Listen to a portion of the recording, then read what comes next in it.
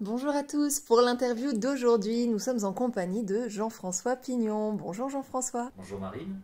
Et aujourd'hui on est ensemble donc pour une petite interview concernant l'état d'être, l'état d'esprit dans lequel tu es lorsque tu travailles avec les chevaux et tout ce que tu as pu apprendre en fait auprès d'eux. Très bien. La première question, c'est pas la plus compliquée en soi, ça remonte dans le passé, c'est quand as-tu commencé à côtoyer des chevaux, de quelle façon et pourquoi? Ah oui, Il faut remonter tu un veux, peu là. tu veux vraiment repartir à la base. Ouais. Mais si tu veux vraiment aller à la base de la base, c'est avec des agneaux que j'ai commencé. D'accord. Parce que chez les Pignons, il n'y avait pas de chevaux tout de suite. Et quand on est arrivé à la campagne, moi j'avais 6 ans. Et j'ai tout de suite été attiré par le monde animal. J'étais un petit peu enfant. Alors c'est vrai que là il y a des gens, des fois déjà du monde qui a du mal à me croire, c'est que j'étais introverti et pas à l'aise avec les personnes et du coup voilà, je me réfugiais un petit peu auprès de ce monde animal.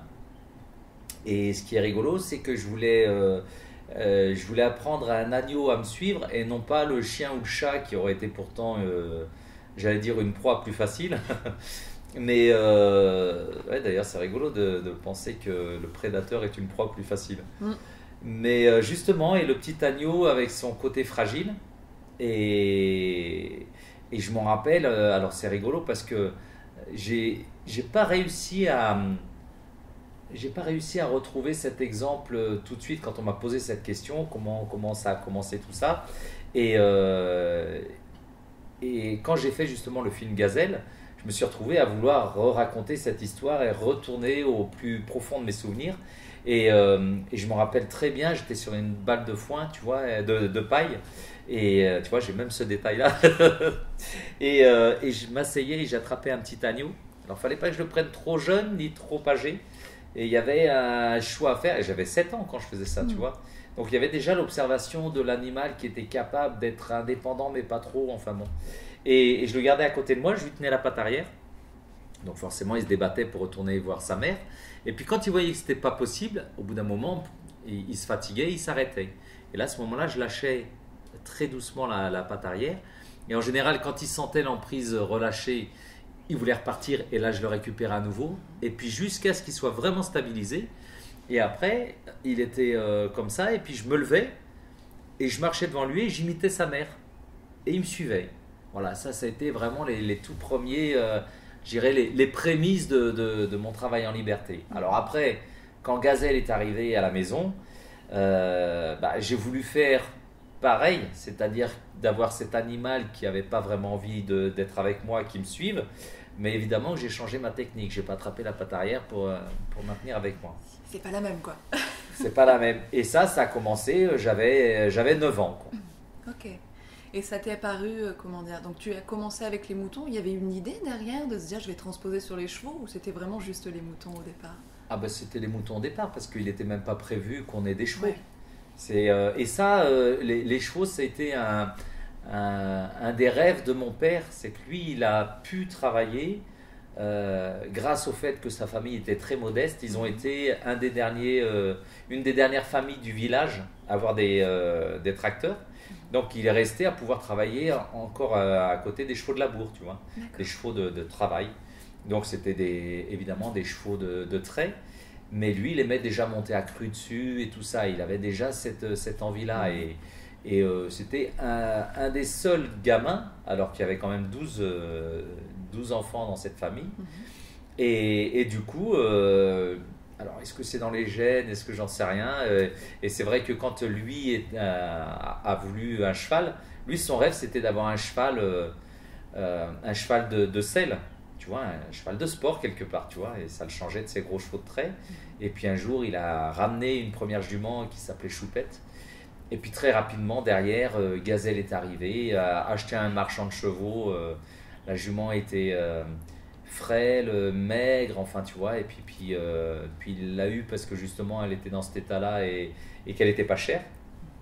Et puis voilà, on s'est retrouvé à commencer à avoir cette petite gazelle qui est arrivée à la maison. Et puis bah, là, j'ai lâché le mouton parce que c'est vrai que d'un seul coup, il Et je m'en rappelle très bien que cet animal qui est le cheval m'a fasciné dès le début. Et cette puissance et en même temps, moi je connaissais pas du tout les chevaux. Hein, tu passes d'un mouton à un cheval, tu vois, c'est pas du coq à l'âne, mais on y est presque. Hein.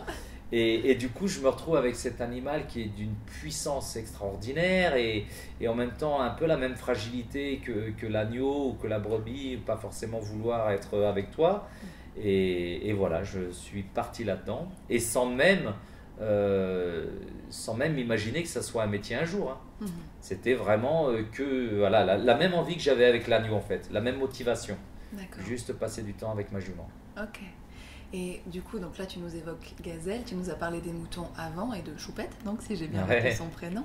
Est-ce qu'il y a eu, dans ces années-là, ou même après, un cheval qui t'a particulièrement marqué, ou un mouton, du coup? Gazelle, ça a été... en plus, tu vois, ce film que j'ai fait, qui s'appelle Gazelle, c'est bien parce qu'elle a marqué ma vie. Ça a été la rencontre avec le cheval, ça a été la rencontre avec ce métier aussi, que je fais toujours aujourd'hui, et ça a été la rencontre avec Dieu aussi. Ça a été vraiment... puis alors ça a été le virage de ma vie, quoi. Ça a vraiment changé ta vision du monde, justement, cette conversion-là? Ah oui, ah oui, ah oui, ça a tout changé, mais je dirais... ça m'a presque changé intérieurement aussi. Et j'ai senti ce changement. Alors, il n'a pas été du jour au lendemain, mais quand même, j'ai été bien bousculé parce que j'étais en rivalité avec mon frangin à l'époque, parce que j'avais commencé la liberté. Lui avait pris, voyant que ça marchait bien, il n'est pas idiot le frangin, puis en plus il est doué, donc il a fait... dans le même style avec Templado, parce que là je remonte en arrière, hein, on est quand même... on est loin, on est très loin. Ouais, parce que moi mon premier dressage en liberté, je l'ai fait en 84 je crois. Ouais, ça nous remonte tellement qu'on l'a marqué dans le bouquin, là, quand on a... Et c'était pour une petite fête du village, tu vois. Donc, t'imagines un petit peu, à cette époque-là, on ne parlait pas de chuchoteur, de quoi que ce soit. Aujourd'hui, c'est très en vogue et c'est tant mieux. Il y a beaucoup de choses qui se font et qui se font bien, en plus. Mais à l'époque, moi, je suis parti, je dirais, sans exemple du tout. Et quand souvent on me demande, mais est-ce que tu as eu des professeurs qui t'ont appris ça? Je dis, le professeur, ça a été... quelque part, mon père dans un premier temps, parce que lui m'a appris quelque chose primordial, et c'est marrant parce que tu vois, je commence les stages toujours avec cette même optique, c'est d'obtenir le respect. En fait, de mettre en place le respect. Alors que nous respectons l'animal, à la limite, je dirais, c'est la moindre des choses. Quoique des fois, quand on voit, ne serait-ce que de pas forcément respecter les codes du cheval, je trouve que c'est déjà un petit manque de respect. Mais bon, ça on pourra y revenir peut-être tout à l'heure, j'en sais rien par rapport à tes questions, mais ce qui est sûr, c'est que lui, je l'ai vu se faire respecter de l'animal, tu vois, et de mettre ça en place. Et je pense que ça a été la première leçon indispensable, je dirais. D'accord. Qui m'a forcément aidé par la suite, parce que tu peux pas, tu peux même pas te permettre de jouer et d'inviter un animal avec cette puissance-là au jeu si t'as pas le respect, parce que sinon c'est un jeu qui peut devenir vite un jeu dangereux. Je crois que tu viens de répondre à la question suivante, qui était justement quelle est la première chose que tu as apprise. Donc ce serait ça, le respect. Eh oui, ça c'est la base. Mais attention. Parce que bien souvent, et là où il a fallu vraiment que j'apprenne de mon propre chef, je dirais, c'est d'instaurer ce respect avec un amour débordant. Et c'est ça la sécurité, c'est pas la sécurité, c'est ça la clé du succès, je dirais. C'est vraiment de trouver tu me respectes, de mettre de la fermeté, voilà, c'est le mot que je cherchais. De mettre une vraie fermeté, mais avec un amour débordant. Et bien souvent, l'être humain a du mal à mener ces deux choses-là de front. Parce que même dans notre éducation. Alors, tu n'as pas encore d'enfant, toi, mais tu le verras sans doute, je l'espère. Mais tu verras que dans l'éducation, bien souvent, on attend d'être un peu énervé. Tu vois, il y a une espèce de limite qui fait que, avant cette limite, on n'arrive pas à être ferme, et puis on attend d'être énervé pour taper du poing sur la table. Mais en fait, il faut faire ça, mais être en amour. Et ça, on a beaucoup de mal, nous, les êtres humains. Et je trouve que c'est un vrai, et je le vois quand je donne des stages, c'est presque un challenge pour moi de dire aux gens, mais n'hésite pas à mettre la fermeté, mais surtout fais attention de rester avec cet amour qui est débordant. L'amour, il doit être comme une espèce de source qui jaillit, tu vois. Elle doit être permanente et elle ne doit jamais s'arrêter. Il n'y a pas d'été. Il n'y a pas d'été sans eau, et c'est vraiment cette source qui déborde, et tu dois vraiment sentir ça. Et là, par exemple, tu vois, quand je vois cette jument que j'intègre dans le troupeau et qui n'avait pas cette place-là, et alors elle connaît le spectacle, donc ça va m'aider évidemment, mais elle ne connaît pas ce groupe-là, et elle ne connaît pas les figures, et il y a des trucs nouveaux. Ça lui fait beaucoup, tu vois, la séparation avec sa petite, et en même temps, c'était hier soir, je crois. Ouais, je sais plus, j'ai des journées un peu folles en ce moment. Mais en tout cas, l'autre soir, il y avait les croisés elle n'arrivait pas à trouver sa place. Alors c'est terrible parce qu'en plus, quand tu te concentres sur un cheval, les autres, c'est une figure qui est déjà délicate, qui n'est pas très en place. Donc j'intègre un nouveau cheval dans une figure qui est déjà un petit peu, tu vois, où normalement il faudrait que je donne l'attention à tout le monde. Mais quand je fais croiser les blanches et les noirs en 4 groupes comme ça, il faut en fait que je sois partout à la fois, et ben je peux pas. Et il y a un moment, il faut essayer de trouver les priorités. Je fais pas toujours les bons choix, mais ce qui m'a plu, c'est que l'autre jour, je me suis dit, ah tiens, je vais rester sur cette figure tant qu'elle marche pas. Et tant pis si ça ne marche pas tout de suite, tant pis si c'est long, et tant pis même si la nuit arrive et que j'ai toujours pas fini. C'est pas grave, et je m'en fous. Et je suis comme ça, et je suis dans... Et je vais avoir cet amour débordant, parce que ce qui est génial, c'est qu'il y avait une personne qui m'avait dit, tu verras, enseigner, c'est apprendre une deuxième fois. Et j'ai commencé à donner des stages et à vouloir partager ça après ma conversion à Dieu. Donc tu vois, ça a été vraiment un changement à tout point de vue.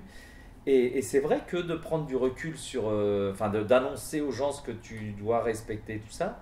Alors je te dis pas, hein, les premiers stages c'était vraiment brouillon, mais aujourd'hui ça m'a permis d'avoir ce recul sur ce que je fais. Et ce que je sais, c'est que cet amour, il doit rester là. Ça, parce que je parle de la fermeté, c'est la base. Oui, mais pas de la fermeté auquel il manquerait quelque chose, tu vois. C'est un peu comme un plat, un bon plat. S'il y a trop de sel, s'il n'y a pas assez de poivre, tu vois, il y a une espèce d'équilibre à trouver. Et en tout cas, ce qui est sûr, c'est que l'amour, là où c'est intéressant, c'est qu'il n'y a pas d'équilibre. Tu le mets à fond le bouton. Et tu ne peux pas le mettre trop, tu vois. Tu peux mal aimer, mais tu ne peux pas trop aimer. Et du coup, cette ouverture, parce que finalement on peut parler d'une ouverture, c'est pas quelque chose qu'on découvre, on se réouvre à l'amour d'une certaine manière, qui est déjà en nous et autour de nous. Est-ce que tu pourrais tu le mets en lien avec ta conversion à Dieu, ou c'était quelque chose qui était déjà là avant ? Non, je le mets en lien avec ma conversion à Dieu. Ouais, c'est vraiment à ce moment-là que tu étais ouvert à cette dimension. Clairement, tu vois, quand je te dis, tu vas voir que quand tu prends un peu de recul sur ma vie, le changement, il est là. Il est là. Alors, je me suis converti, j'avais 33 ans. Et c'est marrant parce que un des premières pensées que j'ai eues après ça, parce que quand je me suis converti à Dieu, j'ai commencé par lire la Bible. Et je l'avais déjà ouvert ce bouquin, mais je pense un peu comme tout le monde, et ce que j'ai reçu après, c'est de dire, mais en fait, n'ouvre pas la Bible si tu n'ouvres pas ton cœur.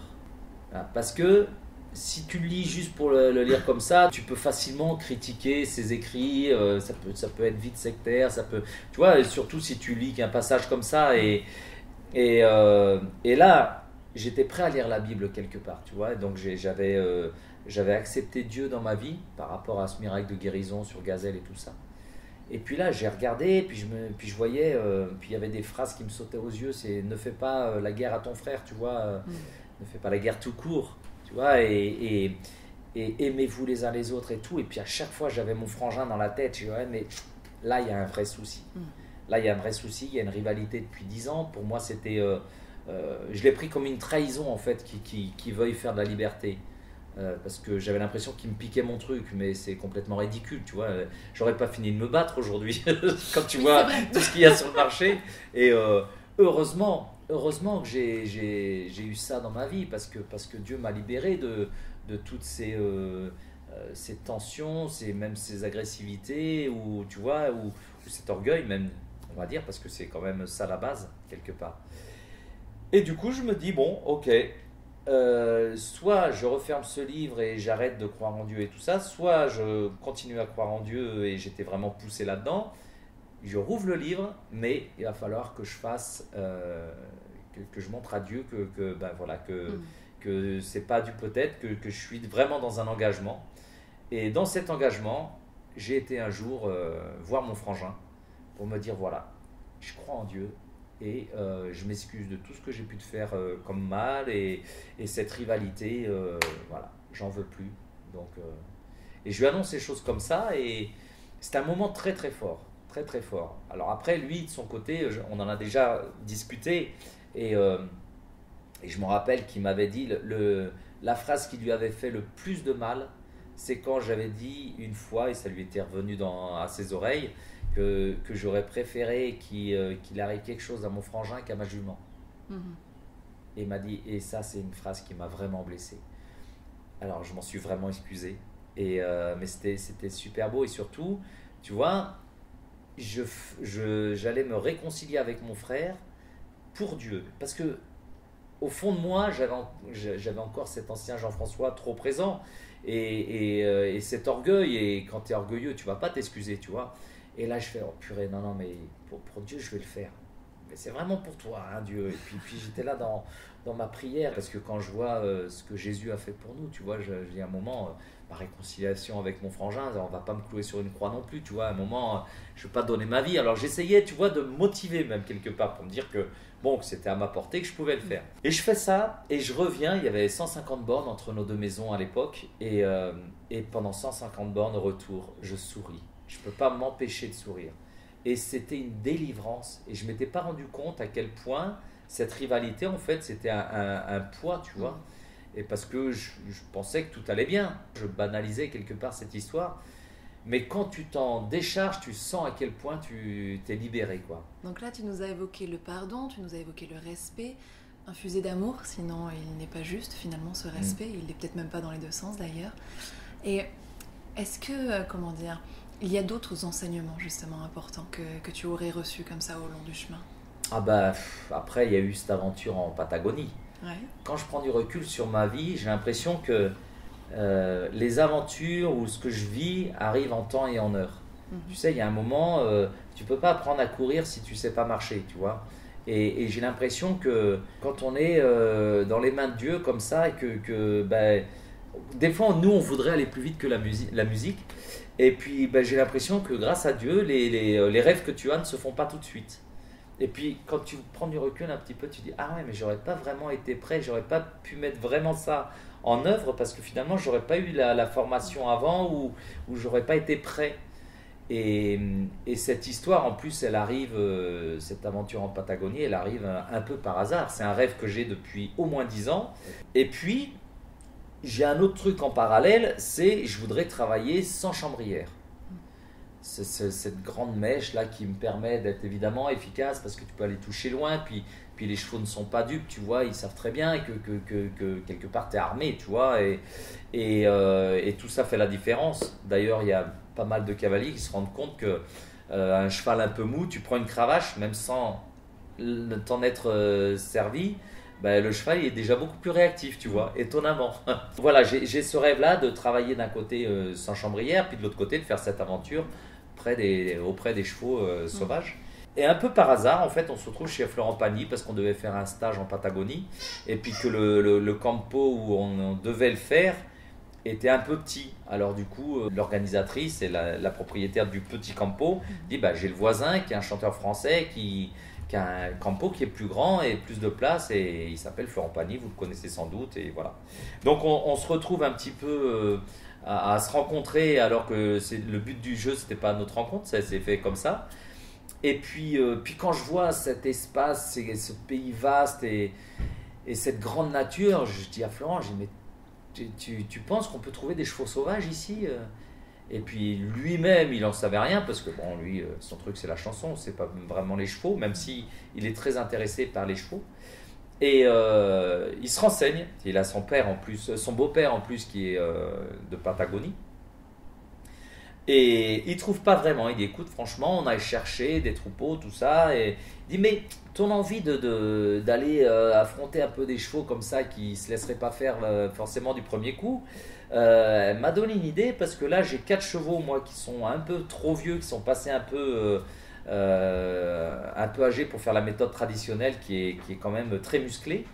Et il vaut vraiment mieux avoir un cheval qui est pas trop musclé, lui pour le coup, pas trop puissant, parce que et d'une il fait moins mal au gaucho, et de deux même pour lui, il se blesse moins parce qu'il est cette violence qu'il va subir, il va plus vite plier. Donc du coup il me dit voilà, on en a 4 qui sont là parce que mon campo est tellement loin de tout que il n'y a pas un dresseur à proximité, il faut vraiment attendre l'occasion. Et il dit voilà, si tu veux t'amuser avec cela, t'es le bienvenu, parce que franchement, il dit à mon avis il y a du boulot, parce qu'il y en a 2 qui ont été castrés à vif et tout ça, et voilà quoi, donc il y a du dossier. Oui. Et quand il me raconte ça, je fais ah ouais, mais est-ce que dans ton campo là-bas j'aurais une sensation d'être en liberté? Il me dit je pense, parce que le campo fait 25 000 hectares. Et 25 000 hectares, ça fait 16 km sur 16 km, tu vois. Donc il dit à un moment, tu devrais te sentir un peu en liberté quand même. Et ça a été le cas. Et voilà. Et donc on met ça en place. Donc on essaye de trouver une fenêtre qui lui convienne autant qu'à moi. Et puis finalement, lui, il se retrouve avec un peu pareil, comme tout s'est mis en place là pour cette rencontre avec les chevaux sauvages. Lui, il se retrouve à avoir son neveu qui lui écrit des chansons et un nouvel album à enregistrer alors que ce n'était pas vraiment prévu. Et bingo, on se retrouve février-mars 2019 à faire cette aventure. Alors en plus, je rencontre un mec que je connaissais qu'à travers la télé, tu vois, ce chanteur avec une voix surpuissante.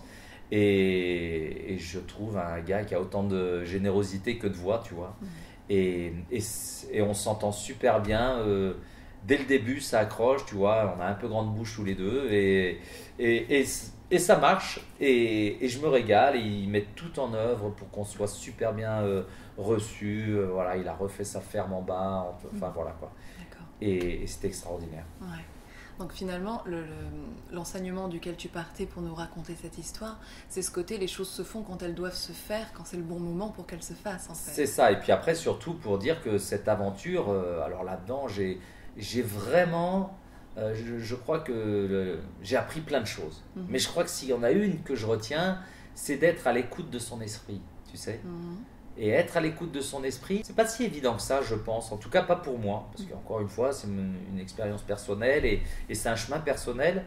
Et j'ai appris tellement de choses. La main tendue, tu vois, de se laisser guider, le système, pas le système, la façon d'être positif aussi. Tu vois, et d'essayer de positiver chaque situation, même pas confortable, et d'essayer de trouver dans cette situation pas confortable, de se dire après tout, si cette situation est là, c'est pour me faire progresser, donc même si c'est pas confortable à vivre, c'est pour me faire progresser, donc c'est génial. Et d'essayer, tu vois, c'est comme je donne un exemple en stage, je me retrouve le matin, je suis à la bourre pour aller au boulot et puis j'ai ma roue qui est crevée, et faut se dire c'est génial parce que peut-être grâce à ça je vais pas me retrouver dans un accident, tu vois, et essayer de tout positiver. Et depuis la Patagonie, je vois encore la vie différemment, tu vois, et le lâcher prise aussi, tu vois, à un moment d'arrêter de se dire mais il faut que je finisse à temps, il faut avec les chevaux, et d'ailleurs on le voit bien dans le documentaire, à un moment quand toi tu imposes un rythme plutôt que d'être intelligemment à l'écoute des chevaux, j'ai vite vu la différence. Et l'accident qu'on voit dans la bande-annonce, c'est ça. Et quelque part, ça me fait du bien. Et quand je dis aux gens que ça m'a fait du bien de prendre ce cheval dans la tête, sur le moment, ils disent « Oula, on est en train de le perdre, quoi ». À ce moment-là, je n'ai plus été à l'écoute de mon esprit. J'ai plus respecté les enseignements qui étaient précieux.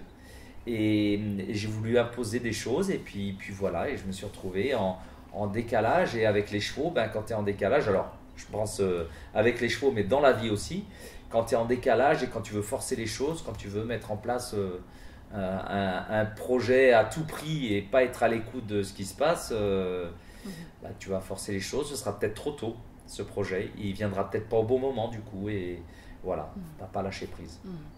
Finalement, ce que tu es en train de nous dire un petit peu aussi à travers ce récit d'expérience, c'est que si on est à l'écoute de notre esprit, on ne se voit plus comme une victime des situations que l'on vit, mais plutôt comme un apprenant qui apprend de ce qu'il est en train de vivre plutôt qu'il ne le subit.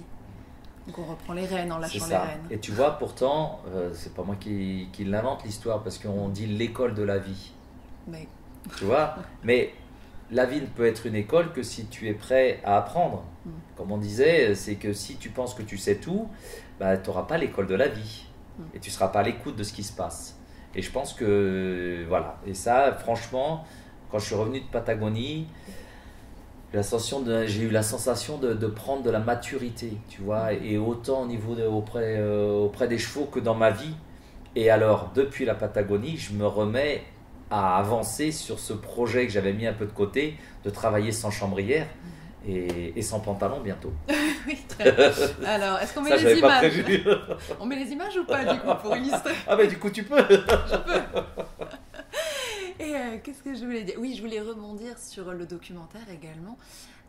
Dans le documentaire, tu nous dis que tu as trouvé l'harmonie là-bas avec ces chevaux sauvages. Ah oui.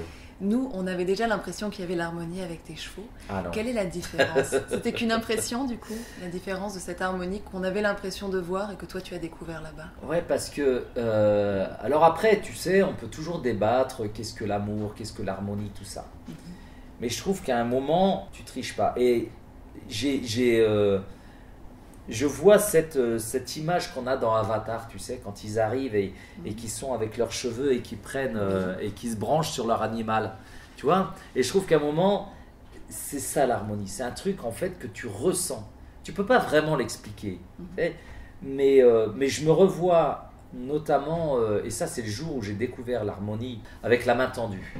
La main tendue, ça a été une révélation en fait. C'est quand même un truc en plus un peu abstrait, tu vois, un truc que je cherche depuis juste 40 ans. Mais j'aime être comme ça, j'aime me dire que j'y arriverai peut-être jamais, mais j'aime me dire que peut-être que demain je vais le découvrir. Tu vois, et j'avance avec ça tout au long de ma vie. Et là, je suis là, et la main tendue, d'un seul coup, après 15 jours où quelque part je ne subis pas l'aventure, parce que j'y vais pour apprendre, je suis à l'écoute de chaque signe et tout ça, et j'apprends, je reçois des phrases d'enseignement chaque jour, après une dizaine de jours, et d'un seul coup, chaque jour, je reçois une phrase d'enseignement. Comme on me voit d'ailleurs dans le documentaire, quand je dis à Florent, être à l'écoute de son esprit est plus important que n'importe quelle méthode ou technique ou expérience. Voilà, technique ou expérience. Alors que lui venait de me dire que quelque part, tout est basé sur l'expérience. Alors d'un côté, il a raison, parce que l'expérience, ça fait que tu peux avancer. Et je reçois ça ce jour-là, tu vois, le jour où on a cette discussion. Et tu m'étonnes que je les notais. Je les notais, les phrases, et je les entourais. Et c'était vraiment, vraiment génial. Mais quand même, quand je vais sur le terrain à la recherche de mes chevaux et avec les chevaux quand je les trouve bien, parce que des fois c'est un peu long aussi, je sens qu'à un moment je suis pas acteur, je suis comment je pourrais dire ça, ouais, je subis pas, mais je suis au bon vouloir des chevaux. Voilà, c'est ça. Et c'est eux qui guident vraiment les premiers jours. Est-ce qu'ils ont envie de se stabiliser? Est-ce qu'ils ont envie de me regarder?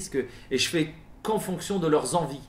Tu vois, et quand je sens qu'il a envie de venir me sentir la main, je tends mon bras, et puis je sens qu'en fait je le tends mais qu'il n'y vient pas, alors j'attends, et ce qui est génial, c'est que sur les images, c'est au moment où j'enlève la main que le cheval se décide de venir, tu vois, et je suis là, je fais, oh alors est-ce que j'ai pas attendu assez longtemps, ou est-ce que c'est justement parce que j'enlève la pression que lui ose venir là-dedans, tu vois, et c'était ça en fait qui était intéressant. Donc je ne subis pas, mais je suis au bon vouloir de leurs envies. Et quand je découvre la main tendue, là d'un seul coup, je me retrouve à pouvoir gérer mes chevaux. Et de dire, et le pire dans cette histoire, c'est que je ne peux même pas toucher mes chevaux à ce moment-là. Donc ça veut bien dire que notre relation, elle n'est pas bonne. Tu vois, on ne peut pas parler de relation de confiance, mais on a une relation d'écoute. Et cette main comme ça, là c'est une révélation. Et je regarde ma main et je fais waouh. Il y a du pouvoir. Mais non, mais sérieux. Et quand je dis à Florent, mais j'avais l'impression d'avoir du pouvoir dans les mains. Mais c'est vraiment ça. Et tu vois, aujourd'hui, c'est cette. Alors, est-ce que c'est une mise en confiance? Est-ce que c'est une maturité que j'ai pris? Est-ce que, comme je disais tout à l'heure, si je peux pas tout expliquer, c'est pas grave. Ça marche. Je vais pas m'en priver. Donc, il y a eu plein de choses comme ça, mais en faire le récit, ce serait trop long, tu vois. Oui, il nous faudrait plusieurs jours. C'est ça. Donc du coup, finalement, donc cette harmonie que tu as trouvée là-bas, c'est l'écoute de l'esprit d'une certaine façon. Ouais, c'est d'être avec cette jument, tu vois, à lui présenter quelque chose et de sentir à quel moment je vais dépasser la limite. Alors je vais effleurer la limite parce que si tu y vas pas un petit peu dans la limite, bah tu progresses pas. Et puis je lui propose ce bout de plastique au bout du bâton là. Alors elle, ça la faisait flipper complet. Et puis on est en pleine nature et j'ai cette jument qui est là et je passe 2 heures avec elle. Et elle a 25 000 hectares et elle reste pendant 2 heures à essayer de comprendre ce que je veux.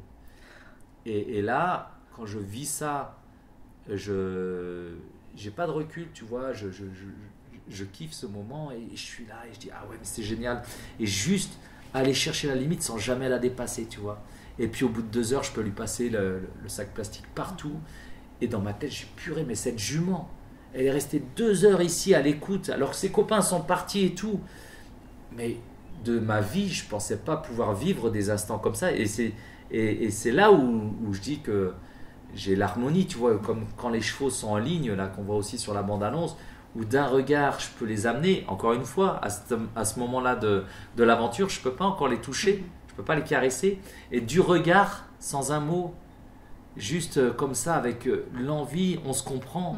Et je dis, purée, mais c'est tellement beau. Et quand j'ai les 3 qui viennent l'un après l'autre, je viens de vivre un truc, mais je pars et je fais, mais waouh, quoi, tu vois, c'est des instants inoubliables.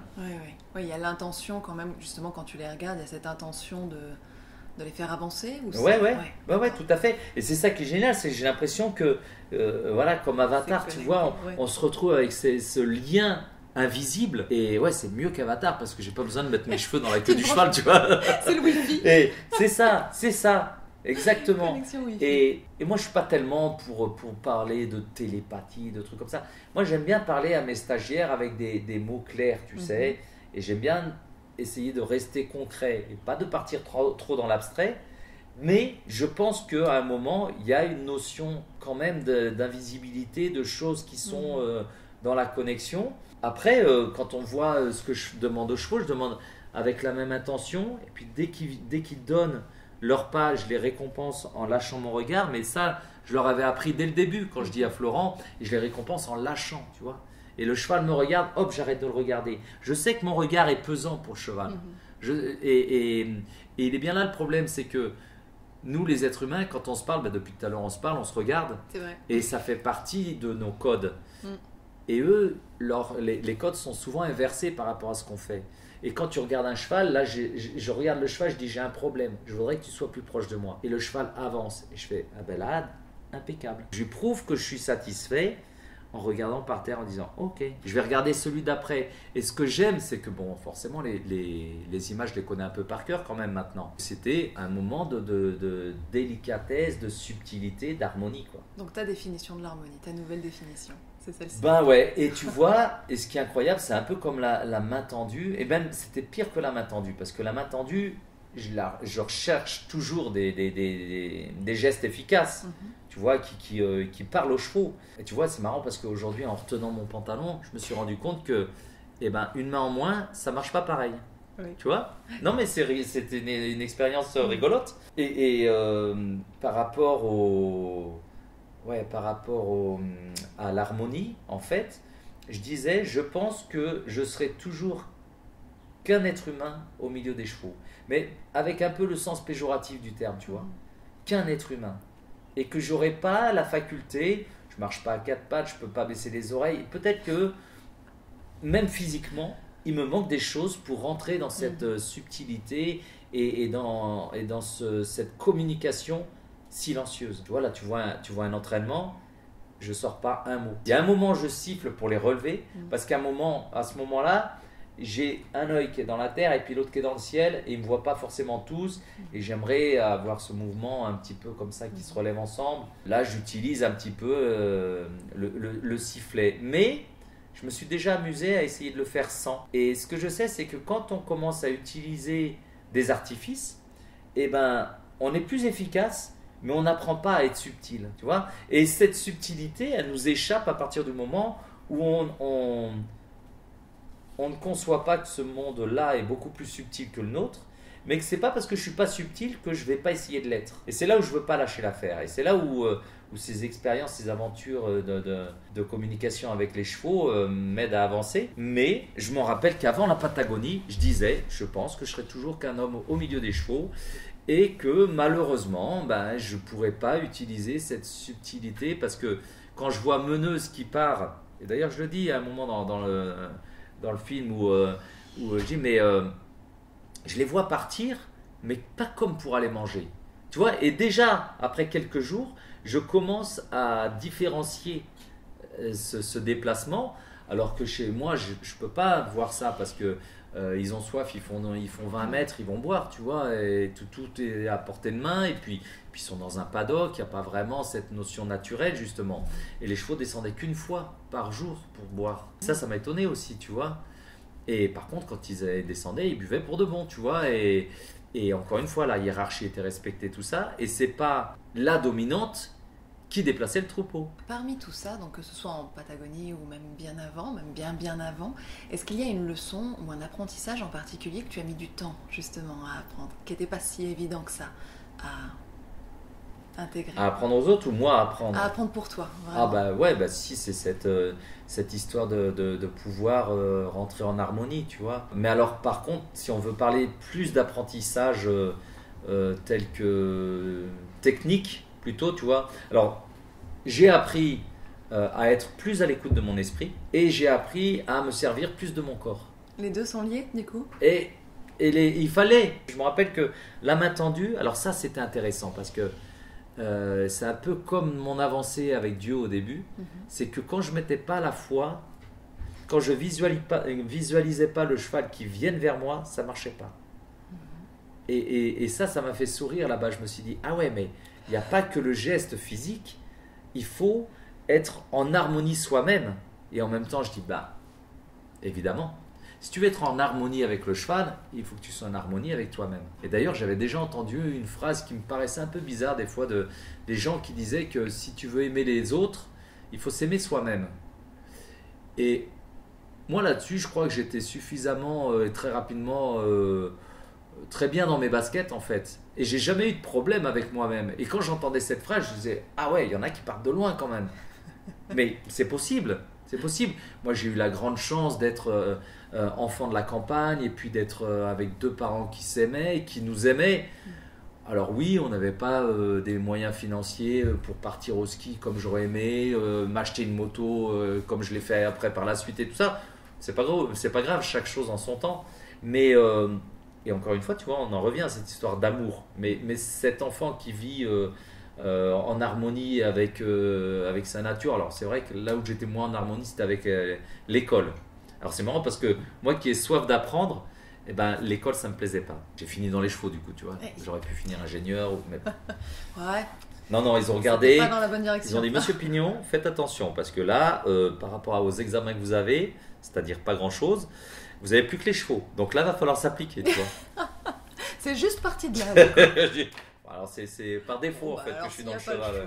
Ouais, c'est ça. On était sur la leçon que tu as mis du temps à apprendre, donc c'est cette connexion-là du coup, hein, cette harmonie-là. C'est d'être en harmonie pour avoir l'harmonie quelque part. Il y a des choses logiques. Quand je suis revenu de... Alors t'as pas posé ta question, mais ça fait partie des trucs qui me tiennent à cœur quand même. Donc je me permets.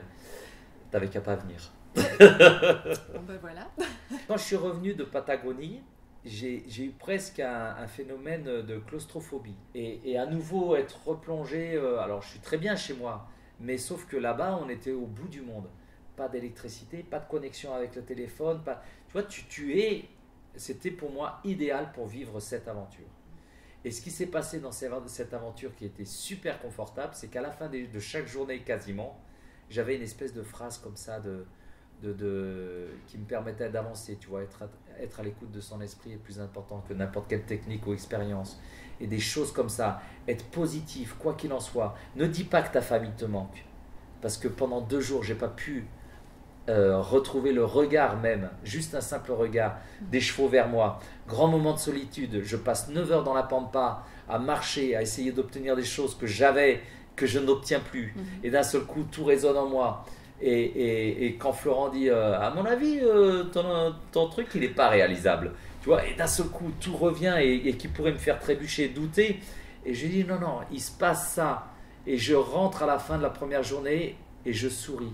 Je viens de recevoir que pour la première fois de ma vie, j'ai accepté d'être inefficace. Purée. Et je dis, mais j'ai passé une journée où j'ai été inefficace et je rentre serein, content même. Je me suis dit, je suis venu là pour apprendre, j'apprends à être inefficace pour la première fois de ma vie. Enfin, j'apprends pas à être inefficace, à accepter d'être inefficace. Parce qu'être inefficace, j'avais déjà fait, mais accepter, tu vois. Alors forcément, j'en parle à Florent, il se fout un peu de ma tête et c'est génial parce qu'il me faisait de l'autodérision quelque part, tu vois. Et puis le lendemain, j'y retourne et je dis, tiens, qu'est-ce que je vais apprendre aujourd'hui ? Et le lendemain, j'ai appris à accepter de faire marche arrière. Parce que j'étais pas seulement sur une inefficacité, j'étais même encore moins bien. Et je rentre et ça me fait sourire. Je fais, purée, merci. Merci Seigneur parce que j'apprends hier à accepter d'être inefficace pour aujourd'hui accepter de faire marche arrière. Si ça avait été dans l'autre sens, je ne suis pas sûr que ça m'aurait fait rire. Et là, ça me fait sourire parce que je ressens et ça me met en confiance. Je me dis, ah ouais, c'est vraiment un enseignement. Mais le lendemain, quand je retourne dans la pampa, je me dis, qu'est-ce qui va se passer aujourd'hui ? Peut-être que je ne vais même pas voir mes chevaux. Peut-être que je ne vais même pas retrouver mes chevaux. Et on les retrouve assez vite. Et puis là, je me pose un peu et je vois cette image des 2 aimants. Et les 2 aimants qui se repoussent comme ça. Quand le pôle est négatif. Et puis ça repousse l'autre. Et c'est exactement ce que je vivais avec les chevaux. Je m'approchais, ils s'écartaient. Mais ils n'allaient pas loin. Ils se restabilisaient plus loin. Mais ils ne voulaient pas de moi en fait. Tu vois. Et dès que je m'approchais, ils ne supportaient pas ma proximité. Alors que les jours d'avant, ils étaient intéressés par cette proximité. J'ai purée, ça y est, ils ont compris qu'en fait, j'étais pas intéressant, que je n'émanais pas de bonnes choses et tout ça. Et d'un seul coup, je vois cette image des aimants et cette main qui tourne l'aimant. Je dis, tu vois, toi, tu es cet aimant. Tu n'es pas sur le bon pôle, mec. Change. Mets le pôle positif. Et je fais ça et je fais, ouais, mais ça veut dire quoi, moi ? Qu'est-ce que je dois faire ? Je ne vais pas y aller en marche arrière non plus, tu vois. Je me disais, je me suis posé la question. Et puis je suis là, je fais, non, mais attends. Ah mais oui, mais ça fait 2 jours que je me dis que ma famille me manque. Je ne dois plus me dire que ma famille me manque, je dois dire j'ai de la chance parce que chaque seconde qui passe me rapproche de ma famille. Et tu vois comment d'un seul coup je tourne l'aimant et c'est là où je trouve la main tendue. Et c'est cet enseignement qui était fabuleux. Mais quand je suis revenu là, de cette petite claustrophobie, de goudron, du bruit, tout ça, et qu'on n'avait pas du tout là-bas. Et je suis là, moi, à mon retour, un peu frustré parce que d'un seul coup, j'ai plus toutes ces choses-là. J'ai plus. Alors, dans un premier temps, ça va parce que j'ai cette histoire de main tendue, mon rêve qui se remet en place de travailler sans chambrière. Je suis un peu excité par toutes ces nouveautés et ça me va bien. Et puis, quand même, au bout de quelques temps, quand tout ça commence à prendre tournure et tout, c'est génial. Mais je me dis, ah ouais, mais quand même, là-bas, j'avais des phrases qui me venaient, que j'ai plus. Et je me rappelle, je m'arrête pour prier et je les redemande. Je dis, mais est-ce que j'ai besoin d'être à chaque fois au bout du monde pour ressentir ça, de recevoir ça ? Ou est-ce que c'est parce que je me laisse peut-être trop déconcentrer par tout ça, du coup ces parasites de bruit, de choses comme ça, peut-être que c'est un travail sur moi-même que je dois faire pour les écarter. Et puis tout de suite, je retrouve à avoir des phrases comme ça d'enseignement. Et ça revient, grâce à Dieu, je dirais, maintenant au quotidien et chez moi. Donc c'est génial parce que ce que j'ai appris là-bas n'est pas resté là-bas. J'ai pu le ramener là, quoi. C'est ça qui est extraordinaire. Ouais, c'est important de pouvoir conserver justement cette ouverture-là. Et quand tu parles de phrases qui viennent comme ça, un petit peu comme toi un jour justement, je suis comme toi, hein, je reçois beaucoup de phrases comme ça qui me guident au quotidien. Et puis justement, j'ai vécu une période comme toi où il n'y avait plus rien. Je me disais, mais c'est pas possible, qu'est-ce qui se passe ? Il n'y a plus rien. Et j'ai posé cette question-là ouverte de qu'est-ce qui se passe, j'ai plus de réponses, j'ai plus de phrases, etc. Et on m'a juste répondu, tu n'as pas posé de questions. Et c'est pas faux. Il y a des moments où on est tellement dans notre vécu quotidien qu'en fait, on oublie de s'ouvrir à soi et de s'ouvrir à toute cette dimension-là, en fait. Demande et tu recevras. Bah voilà. Ouais. On peut pas recevoir sans demander, après tout. Non, mais c'est clair. Mais c'est des choses qui paraissent évidentes, mais quand tu les reçois, tu dis ah bah ouais, mais c'est évident, mais je le fais pas. Exactement. Et tu sais, c'est comme tu vas en Angleterre. L'idéal, c'est d'utiliser quelle langue là-bas? L'anglais. Alors si tu l'as appris, tant mieux. Si tu l'as pas appris, tant pis. Mais tant pis parce que tu vas pas pouvoir te faire comprendre même, ou tu vois. Alors moi je parle de ça et je suis très mauvais en langue. Mais je me dis mais purée, mais pourquoi c'est logique avec l'anglais et c'est pas logique avec le cheval? Pourquoi je parle? Pourquoi je parle? Pourquoi je caresse? Pourquoi je donne des carottes? Pourquoi je regarde dans les yeux? Regarde les chevaux. C'est pas ça. Et pourtant, tu crois que mes chevaux, ils sont en train de pleurer parce que l'entraînement est fini? Pas du tout. Ils sont ensemble, ils ont repris leur harmonie de troupeau, tout ça, et c'est parfait. Il n'y a pas de Jean-François, et peut-être même que c'est tant mieux pour eux. Je me fais pas d'illusions, je me dis pas que mes chevaux sont dépressifs quand je suis pas là, tu vois. Mais je me dis, mais pourquoi c'est logique avec l'anglais? Et avec les chevaux, on rajoute des artifices. Et c'est pour ça que j'ai envie de travailler sans chambrière, parce qu'après tout, le dominant, il fait sa place dans le troupeau, il va pas prendre une branche pour se faire obéir, il y va avec ce qu'il est. Et quand on parle, ah oui, j'ai entendu ça l'autre jour, que la voix est une aide naturelle. Tu vois, il y a les aides artificielles et les aides naturelles. Et les aides naturelles, c'est la voix. C'est pas un cheval qui a écrit ça. Parce qu'il dirait non, ça c'est complètement artificiel, hein, la voix. Parce que nous, on se comprend sans rien se dire. On se dit des choses, mais dans l'intention. Et justement, et le fait d'après, et c'est là où j'en reviens à ce que je disais tout à l'heure, c'est que respecter le cheval, l'aimer, eh ben, c'est respecter ses codes. Mais si on aimait vraiment nos chevaux sans égoïsme du tout, eh ben, on ne ferait pas tout ce qu'on fait là. Parce que ça, on le fait parce que ça nous aide, nous, à nous faire comprendre. En fait, on ne supporte pas d'être pas efficace, mais du coup, on utilise des artifices. Alors, ok, ça va marcher parce que confort, inconfort, c'est toute méthode de dressage quand j'entends aujourd'hui le renforcement positif. Alors, ouais, ok, renforcement positif, tu parles aux gens avec ça va les rassurer, ça va leur faire du bien. Moi, le premier, si j'arrivais en stage en disant, vous savez ce qu'on va faire? On va dresser nos chevaux, on va se faire comprendre, on va faire que des caresses et des bisous. Qui est d'accord? Ouais, génial, le stage, ça n'a pas commencé que c'est déjà bien, tu vois. C'est tout le contraire que je leur dis. Je leur dis, on va mettre en place la hiérarchie. Parce que les codes du cheval, on n'est pas complice avant d'avoir instauré la hiérarchie. Alors après, il y en a qui disent, oui, mais la hiérarchie interespèce n'existe pas, tout ça. Je fais, ok, regarde-les eux, qu'est-ce qui leur convient? Et toi, petit bonhomme que tu es, justement, avec ton côté très artificiel, eh ben, essaye de respecter leurs codes et va user de la subtilité qu'ils peuvent t'enseigner. Parce que crois-moi que ce monde-là peut nous enseigner des choses.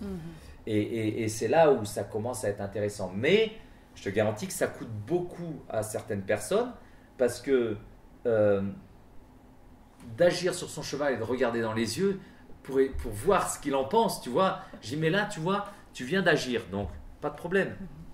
Tu viens lui parler avec ton corps, tout ça, pas de souci. Mais le fait que tu le regardes, tu dis, maintenant j'ai un autre problème. Ah oui. Et les gens font, ah bon? Et alors il y a des gens qui regardent les chevaux 1 million de fois dans les yeux. Parce qu'on humanise notre façon d'être et c'est normal. On est des êtres humains depuis qu'on est né. On ne peut pas s'en vouloir non plus, tu vois. Et je dis aux gens, il faut faire attention, acceptez vos erreurs parce que sinon tu fais pas une erreur, t'en fais 2. Donc tu l'as fait, ok, c'est pas grave. Tu l'as fait des millions de fois, c'est des réflexes conditionnés. Tu peux pas te passer du jour au lendemain de ces réflexes-là. Mais sache que pour le monde du cheval, pour ton cheval, par amour pour ton cheval, essaye de faire l'effort, de lui parler avec des choses qui sont plus faciles pour lui à comprendre. Le long de ton parcours, est-ce qu'il y a eu des émotions en particulier auxquelles tu as été confronté, que tu as vécu et que tu as dû traverser pour pouvoir avancer? Je dirais que des émotions, des émotions malsaines. avant d'être croyant, j'en ai eu beaucoup. Tu vois, quand je sentais qu'il y avait un organisateur qui me contactait et qui me disait pas que c'est mon frangin qu'ils avaient pris par exemple, mais même un concurrent, tu vois. Ah purée, ça m'énervait, mais il y avait tout qui m'énervait en fait. Et puis, si tu veux t'énerver dans la vie, tu as quand même pas mal d'occasions. Hein, Il y a donc, matière. il y a matière. Et c'est cette conversion, encore une fois, qui m'a amené à dire oh là là, attention, parce que il y a des émotions qui t'amènent à être mieux, et puis d'autres qui t'amènent vers le bas aussi, tu vois. Donc il faut faire attention à ça. Et c'est vrai que depuis ma conversion, j'y fais attention. Et de me dire, voilà, tu peux pas avoir, quand je disais être débordant d'amour avec tes chevaux, si tu es en rivalité avec ton voisin ou ton frangin. Ce qui est génial avec le cheval, c'est que de toute façon, tu pourras toujours le dresser. Parce que c'est un animal tellement dévoué, et j'en suis une belle preuve qu'il y a des périodes dans ma carrière sur la rivalité de mon frangin, tout ça, ça m'empêchait pas de faire du spectacle et d'avoir des chevaux qui m'écoutaient. Mais aujourd'hui, je mets en garde. Je dis, tu as le chemin du dressage, auquel je n'ai pas grand-chose contre, parce que quand je demande à mes chevaux de se coucher, tu vas pas voir le dominant faire le tour des chevaux et puis leur demander de se coucher, tu vois. Donc évidemment, j'ai une part de mon travail qui est basée sur le dressage, mais je ne veux plus dresser trop tôt. Je veux prendre le temps de mettre le relationnel en place. Et plus ton relationnel est chouette, plus après, tu as des chevaux qui sont là en disant qu'est-ce que tu veux maintenant, tu vois. Et c'est ce qui me plaît là. Et là, je passe des moments, mais avant ma conversion, j'étais plus dans... c'est marrant parce que je fais le même métier aujourd'hui, mais j'allais en piste pour me rassurer quelque part, pour attirer des applaudissements, des trucs comme ça qui me nourrissent. Donc en fait, c'était assez égoïste. Tu vois, d'aller en piste, c'était pour recevoir beaucoup plus que pour donner. Et aujourd'hui, ce que je veux, c'est passer un bon moment avec les gens, tu vois. Et puis d'être dans un moment d'échange, de partage, de ouais, bon, voilà, je m'amuse avec mes chevaux et puis vous me donnez, j'espère, un peu de bonheur, d'applaudissements si vous voulez, pourquoi pas. Mais tu vois, c'est un truc, et du coup, ce métier est devenu beaucoup plus léger. Il n'y a pas le côté stress ou tout ça, ou là là, il faut bien faire. Non, c'est bon, je vais m'amuser avec mes chevaux. Et je me rappelle qu'un des gars que j'avais formé à la Liberté, un jour m'a dit, Jean-François, j'ai un souci, mes chevaux travaillent bien, mon numéro, il tient la route, mais j'ai l'impression qu'il n'y a pas la chose que tu dégages toi et je ne sais pas pourquoi. Et tu sais, c'est pas forcément moi qui ai le plus de recul sur moi-même, tu vois. Alors, je dis aux copains, je dis, écoute, amène tes chevaux à la maison. Et puis tu me montres, puis j'essaye de t'aider à trouver ce qui va pas, mais je suis même pas sûr. Et il commence, et je vois en effet tout à fait ce qu'il me disait au téléphone, des chevaux bien dressés, à l'écoute, c'est assez sympa à regarder, tu vois. Puis à un moment, et là c'est une des premières fois où j'avais reçu vraiment une phrase, tu vois, de l'esprit, et pour moi Dieu parle à travers cette aide. Et puis je lui dis, tu sais quoi, je viens de recevoir un truc qui est super important. Je dis, pourquoi tu fais du spectacle? Le gars me dit, pour divertir, pour faire changer un petit peu la tête des gens et leur amener du bonheur. Et je dis, ouais, mais t'as raison. Tu parles de sourire, de bonheur, de tout ça. Je dis, mais le problème qu'il y a, c'est que toi, tu souris pas. Et on sent que tu es dans un état de dresseur, donc tes chevaux font des choses très sympathiques, mais il manque ce truc de joie. Et si tu veux donner de la joie, il faut qu'elle émane du milieu de la piste, il faut qu'elle aille sur les gens. Et en fait, pour moi, c'est que ça, quoi. Et je lui dis, je te vois trop sérieux, trop appliqué. Alors peut-être que dans cette application-là, tu obtiendras des chevaux plus à l'écoute, mais à un moment, il faut que tu lâches un peu, quoi, que tu t'ouvres un petit peu à autre chose. Et là, tu vas envoyer cette belle odeur. Ouais, on commence par l'incarner et après on le partage. C'est ça. Pour, pour expirer, il faut inspirer avant, d'une certaine façon. On ne peut jamais non, mais sortir clairement, il y a des choses qui sont pourtant évidentes, hein, encore une fois. Hein. Mais si on ne s'arrête pas pour y penser, pour pour se laisser inspirer, ben ça passe pas, on trouve pas. Bon, alors du coup, la réponse à la prochaine question, je pense qu'elle est assez évidente par rapport à tout ce que tu nous as dit jusque-là. C'était, est-ce que les enseignements justement que tu as appris avec les chevaux ont eu un impact sur ta vie, en dehors des chevaux, donc sur ta vie en général? Les chevaux peuvent m'enseigner plein de choses, notamment cette subtilité dont on parlait tout à l'heure. Je trouve que ça, c'est la... S'il y a bien quelque chose qu'on peut aller chercher chez eux, c'est ça. Parce que nous, les êtres humains, on est tellement pas subtils que des fois, on parle le même langage et qu'on arrive à pas se comprendre quand même. Ça, c'est un tour de force que seul l'être humain peut faire, j'ai l'impression. Après, pour moi, l'enseignement, c'est Dieu à travers Jésus, tu vois. Mais quand j'ai des situations dans ma vie, peut-être des fois des blocages, des choses comme ça, je me dis, mais qu'aurait fait Jésus? Et d'ailleurs, je me rappelle d'un vrai moment où j'avais quelque part fait appel à l'aide de Jésus. On venait de faire une projection de Gazelle, du film, et puis derrière il y avait le débat, donc on fait passer le micro et tout ça, et puis à un moment il y a un mec qui prend le micro, il n'avait pas commencé à parler, que je sentais qu'il allait être tendu, tu vois, et il me fait: qu'est-ce que tu viens nous faire chier avec tes bondieuseries? Ouf. Et là les gens qui m'aiment bien commencent à le siffler, tout ça. Je fais: non, ça fait partie du débat, on peut pas dire on s'ouvre à un débat, je prends le risque de faire passer le micro chez tout le monde. Je dis: vous croyez quoi? Quand j'ai écrit le film, le scénario Gazelle, des fois je me rappelle jusqu'à 2-3 heures du matin, j'étais là et puis j'écrivais, et puis je me laissais aller. Ben, en même temps, je racontais ma vie tout simplement comme je l'avais ressenti et tout ça. Mais des fois, j'écrivais, puis je me dis: ouh là ça va trop loin. Là, ça va trop loin. Il est évident qu'il y a des gens qui vont buter là-dessus.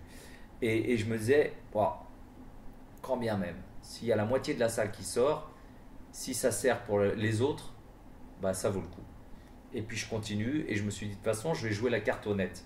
Quoi qu'il en soit, je ne vais pas me la raconter plus ou moins, je vais raconter ce qui s'est passé comme je l'ai ressenti.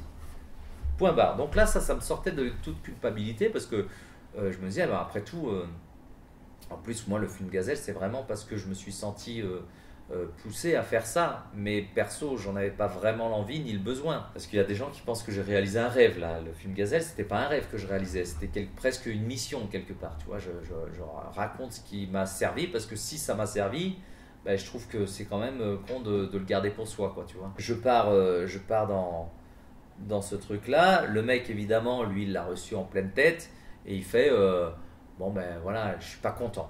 Tu vois, il m'expose: qu'est-ce que tu es venu, pourquoi tu gardes pas ce film pour faire des projections dans les églises? Tu vois, ça c'est. Voilà, il a fait son bilan de fin. Et puis je suis là, je fais: purée, je vais répondre quoi, moi, à ça? Tu vois, le mec, évidemment qu'il a passé un mauvais moment, et que je prends ça, et puis il m'agresse, tu vois, et en même temps je dis: bon, ça fait partie du jeu, tu vois, mais bon, ça fait partie du jeu qui est inconfortable. D'un seul coup, je me dis: tiens, qu'aurait fait Jésus dans une histoire comme ça? Et je me rappelle que Jésus, à chaque fois qu'il a des situations un peu comme ça, il commence par aimer. Jésus le regarda et l'aima, tu vois, et je dis: ah, mais là, de ce que vient de me lancer le mec, c'est vrai que ma première réaction, c'est pas de l'aimer. Je veux dire, j'aurais préféré qu'il reste chez lui. Et puis, je dis: ok, je vais faire comme Jésus, je vais l'aimer. Et puis bon, ce mec avec sa grosse barbe et tout ça, et c'est très tendu, il n'était pas facile à aimer. Alors je me l'imagine petit garçon, tu vois. Et j'aime bien les enfants, tu vois, avec leur côté un peu pur comme ça et tout. Et puis, d'un seul coup, j'arrive à avoir assez d'amour. Et dans le fait que je me réinstalle dans l'amour, d'un seul coup, je lui sors: eh ben, en fait, ce film est là devant vous, parce que figurez-vous que j'aime pas moins les gens qui sont dans cette salle que ceux qui sont dans les églises. Et là, mais même moi, je suis presque spectateur de ce que je viens de sortir, tu vois. Et je suis là, et il me dit: waouh. Et alors là, le mec, c'est rassis, il savait pas quoi dire. Il n'y a pas grand-chose à dire. Qu'est-ce que tu veux répondre à ça? Et il m'envoie de la haine, je lui envoie de l'amour. Il s'assoit, et il y a des gens après qui sont venus et qui m'ont dit: mais alors là, vous nous avez... Ah non, mais vous nous dit, ça va qu'on était assis, parce que quand on vous a vu, nous on était en train de prendre votre défense. Donc on commençait à le siffler, vous nous avez arrêté tout de suite en disant que c'était pas le but du débat. Donc, quelque part, vous commencez à le protéger et après, vous l'aimez et vous lui sortez ça. Il dit franchement, du coup, le film prend toute son ampleur, quoi. Tu vois, c'est vraiment, il dit, mais c'est à ce moment-là, on s'est dit, bah ouais, le mec qui a fait le film, il l'a vécu comme ça, quoi. En fait, c'est rigolo parce qu'au fur et à mesure, finalement, tu réponds plus ou moins aux questions suivantes. Mais c'est pas grave, je les pose quand même parce que je suis têtue bornée, moi aussi. Donc, on dit qu'on ne cesse jamais d'apprendre, qu'on est toujours sur le chemin et qu'on continue. Est-ce qu'il y a quelque chose en particulier sur quoi actuellement tu travailles encore? Donc, tu nous parlais de la chambrière, peut-être. Bah, pas peut-être, plein pot. Plein pot. Ouais, plein pot, parce qu'il me reste encore ce petit bout de cravache là. J'ai raccourci quand même, parce que je suis passé de 7 mètres à 40 cm, tu vois. Elle est encore là, mais je suis ni frustré, ni pressé. Elle est là parce que de temps en temps, j'ai encore pas assez de talent pour m'en passer. Ce que je sais, c'est que les chevaux se parlent avec finesse, mais pour aller dans cette finesse, pour pouvoir rentrer dans cette subtilité de langage, il faut que nos demandes soient crescendo. Et donc, il ne faut pas que je reste avec une main qui est inefficace. Parce que sinon, tu m'as vu des fois accélérer, tu sais, d'un seul coup, sans la badine. Mais si mon accélération n'est pas possible parce que j'ai 2 blanches qui sont là et je dois aller chercher une petite noire là, à un moment, c'est là où j'utilise un peu les artifices comme ça, ou quand un cheval, je lui ai donné l'ordre avec la main et puis que ça n'a pas suffi, je prends le relais avec la petite badine, tu vois, de façon à rester crédible aussi. Si c'est de mettre la main en permanence comme ça, comme le regard que beaucoup font en permanence dans les yeux, il y a bien longtemps que le cheval, il dit plus, elle a un problème, qu'est-ce qui se passe? Donc elle voit le cheval voit arriver le regard, mais quelque part, il l'a banalisé, ce truc, c'est plus une demande, c'est un truc pas confortable, mais on s'y fait. Et du coup, d'une manière générale, est-ce qu'il y aurait un conseil que tu pourrais donner aux gens qui côtoient des chevaux au quotidien ou occasionnellement? Ça va au-delà de ça, hein. Ça va au-delà pour moi de... Tu sais, moi j'ai pas beaucoup d'ambition, je voudrais juste changer le monde. Tu vois, un truc tranquille, quoi. Peinard. Ouais, peinard. Un dimanche. Il faudrait vraiment pas être observateur pour voir que les temps changent. J'ai l'impression que c'est pas si mal. Alors, je peux pas parler comme ça parce que y a des gens qui ont perdu des gens du Covid, encore beaucoup plus grave, la guerre en Ukraine, tu vois. Et dès que tu perds un proche ou dès que tu as une situation qui est comme ça, tu peux pas dire que c'est bien. On est d'accord. Mais j'ai l'impression que c'est les temps qui sont comme ça et que voilà, qu'il y a quand même des choses, malgré tout, malgré cette terreur, peut-être des choses à apprendre encore. Voilà, après, on peut apprendre aussi qu'on n'est que des petits pions et que tu vois, et que je suis persuadé que quand on voit même les artistes qui se mobilisent, tout ça, pour le soutien des Ukrainiens, à un moment, tu te dis, purée, mais s'il y en a qu'un qui veut la guerre, c'est quand même trop con, quoi. Tu vois, qu'il y ait toute une armée qui soit à son service. Et dans mes rêves les plus fous, je dis, mais en fait, ce serait top que l'armée décide d'arrêter. Parce que Poutine tout seul, mais c'est un petit pion comme tout le monde. Il peut rien faire. Et je trouve que c'est trop incroyable aujourd'hui qu'il y ait des êtres encore qui se laissent manipuler comme ça et qui acceptent de faire la guerre. Ok, ils ont été formés pour et tout ça, mais à un moment, il faudrait qu'ils puissent se dire tiens, il y a, pendant la Deuxième Guerre mondiale, il y a eu un jour où sur un champ de bataille, ils ont décidé de s'arrêter parce que c'était Noël. Et ils ont joué au foot. Et je me dis, mais purée, mais c'est là-dessus qu'il faut se baser. Et je me dis, mais aimez-vous les uns les autres, tu peux pas tirer sur quelqu'un avec ça. Et il est évident que s'il y en a un seul qui dit stop, ça marchera pas. Il va même se retrouver au cachot et trucs comme ça, tu vois. Alors que si c'est l'armée, comme un seul homme, qui s'arrête et qui dit non. Et c'est ça le truc. Et c'est l'histoire du petit colibri. Je veux juste, à mon échelle, essayer de faire ma part. Et donc, le conseil que je donne aux gens, c'est pas juste dans les chevaux, c'est justement tout ce que j'ai reçu en Patagonie, comme ça. D'abord, sache que les stages, je les commence maintenant en faisant la prière, mais ça fait plusieurs années maintenant.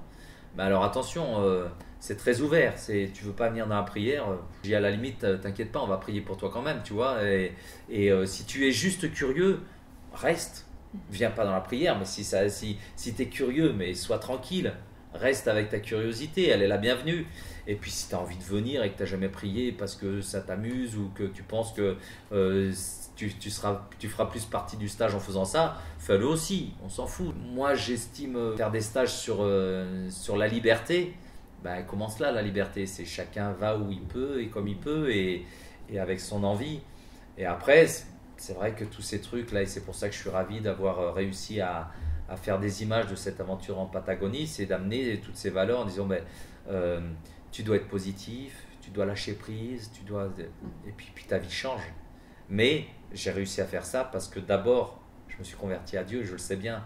Parce qu'il y a des choses à un moment, quand je dis que je manque un peu de talent, tu vois, il y a une question et que me pose Florent dans le documentaire. Est-ce que, à ton avis, tu as un don? Et c'est une question qui est assez embarrassante parce que j'ai au fond de moi, j'espère, tu vois, mais de dire que oui, j'ai un don, ça peut vite paraître prétentieux. Et en même temps, je me dis, ah, bah non, puisque de toute façon, si tu as un don, c'est un truc qui ne t'appartient pas, c'est un truc qu'on t'a fait. Donc finalement, tu peux pas te dire que c'est grâce à toi. C'est tout sauf grâce à toi, tu vois. Donc bah, si on a bien voulu me faire un don, ouais, merci quoi. À chaque personne, je dirais, ben, donnez un sens à votre vie. Parce que c'est pas pareil, tu vois. Et avoir un sens à sa vie et de se dire, ben, tiens, sur cette petite terre, sur ce passage éclair que je fais, parce qu'au final, sur la durée de la terre, on est une étincelle, hein. Et comment cette étincelle va servir pour les autres, à faire avancer peut-être, ou voilà, j'en sais rien. Mais en tout cas, donner un sens à sa vie, c'est clair, c'est super, super intéressant en tout cas. Ok. Ben écoute, vu que tu réponds globalement à toutes les questions avant que je ne les pose, ben je pense qu'on peut directement aller à la dernière, qui est même la conclusion de cette première interview, et qui est tout simplement, à travers les chevaux, à travers tout ce que tu as vécu avec eux, est-ce que tu penses que tu peux dire que tu es devenue une meilleure personne? Alors peut-être que ça contient également donc ta conversion à Dieu, mais qui quelque part passe par eux aussi, au départ. Eh ben oui, tu as raison, parce que c'est pour ça que j'appelle ce film Gazelle, c'est parce qu'elle est... ben c'est marrant parce qu'on va faire la conclusion avec ce dont on a démarré, Oui. C'est-à-dire qu'elle est à l'origine de tous mes grands virages, tu vois, la rencontre avec le cheval, la rencontre avec ce métier, cette conversion à Dieu qui a bouleversé ma vie. Et puis, mais c'est vrai que si je regarde bien, tout est lié au cheval au final, parce que ma conversion à Dieu, elle est liée à la guérison miraculeuse de Gazelle. Donc voilà, merci les chevaux, merci Dieu, merci la vie, et puis merci les gens aussi qui nous font confiance. Et j'espère, de mon petit point de vue, pouvoir les aider à aller mieux aussi, parce qu'il y a quand même pas mal il y a quand même des vrais dossiers dans la vie, des gens qui sont tristes, et quand tu les écoutes, ben, tu peux comprendre. Mais justement, faut pas se laisser aller justement dans le phénomène. Je trouve qu'il y a un point un peu... parce que tu vois, il y a quelques années, moi je suis assez vieux pour en parler, mais on parlait du mal du siècle, c'était le mal de dos. Aujourd'hui, c'est le burn-out. Avant, les gens en avaient plein le dos, maintenant c'est monté, ils en ont plein la tête, quoi. Et ça, c'est chaud parce que c'est presque un truc à la mode, tellement il y en a. On en entend énormément parler, oui. Mais ouais, mais ça fait peur parce que t'en as qui se regardent et qui se disent mais à quoi bon? On n'a pas été mis sur Terre pour disparaître comme ça. On a quelque chose à faire. Pour moi, c'est évident. Après, ça revient à ce que tu disais tout à l'heure, dans le fait de trouver un sens à sa vie, quelque part, et d'être dans l'amour aussi. Ce que je pense pouvoir observer aujourd'hui, c'est que les gens, en général, ils sont dépressifs, ils se la jouent vite victime. Alors attention, hein, encore une fois, c'est facile pour moi, tranquillement installé dans mon fauteuil, avec un métier passionnant, et toutes ces choses-là qui font que... je pense que s'il y avait des spécialistes qui se penchaient sur mon cas, ils diraient mais tu pourrais ne pas être heureux avec tout ce que tu as là. Mais en même temps, tu vois, bah, on a vécu quand même, nous, des choses qui n'étaient pas confortables. La perte de mon petit frère, avec lequel mais je m'entendais, mais c'était voilà, un vrai frère, quoi, tu vois, un pote, un frère, tout ce que tu veux, quoi, un confident. Et Bon, ben voilà, ça fait partie des choses qui sont pas confortables et qui doivent pas t'empêcher d'avancer pour autant. Il y a la perte de notre petite Ponette aussi en pleine tournée, tu vois, avec les inondations et tout, alors qu'elle était, c'était la seule qui avait les pieds au sec. Elle avait trouvé le point le plus haut, elle était en plus à l'abri, avec du foin, tout ce qu'il lui fallait. Euh, et moi, je pars, quand je vois ça, la situation, je dis, bon, petit cœur est là, c'est moindre mal, tu vois. Au moins, elle, je sais qu'elle va s'en tirer. Et puis les autres revenaient, tu vois, dans l'eau. Je dis, bah, je vais voir vite mes noirs s'il y a quelque chose à faire, parce que elles, je savais qu'elles étaient sur le point le plus bas, puis que c'est pas les plus grandes non plus. Enfin bon, tu vois, dans ta tête, tu essayes vite de faire un tri, et puis tu fais pas forcément les bons choix. Et quand je reviens, ma femme m'a dit, mais petit cœur, elle est partie dans l'eau. Elle est descendue d'elle-même et elle est partie dans les eaux et voilà, et elle s'est noyée, tu penses, avec le courant qu'il y avait et tout. Bon, ça fait partie du truc aussi. De toute façon, c'est là où on se rend compte aussi qu'on est. Alors, ça, c'est un truc que j'aime bien dire. Je pense que ce sera ma phrase de fin. C'est Oui. que j'aime bien me dire que.